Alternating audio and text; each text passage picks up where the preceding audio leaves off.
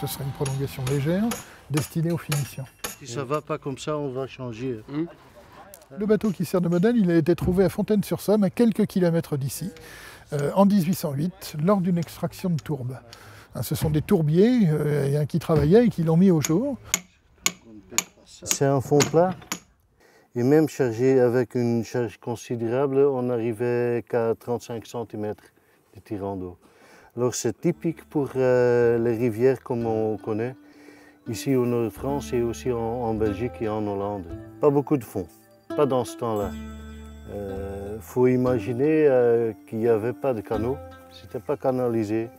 À savoir un fleuve qui s'étalait très largement dans sa plaine. Par contre, ce qu'on sait par la géologie et l'environnement, c'est un fleuve qui ne connaît pas de mortes eaux. Donc il n'y a pas de moment, comme dans la Loire par exemple, où on ne peut pas naviguer. On sait que dans l'Empire romain, la quasi-totalité des marchandises voyageaient par les fleuves.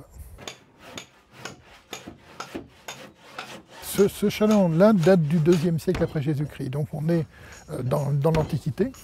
À cette époque, Amiens est l'une des plus grandes villes du nord de la Gaule. Il est probable que le fleuve Somme servait à ce moment-là, était une véritable artère commerciale, et il est très probable que la Somme était très chargée de bateaux de ce type-là, qui montaient et qui descendaient au fur et à mesure de l'arrivée et du départ des marchandises de la ville.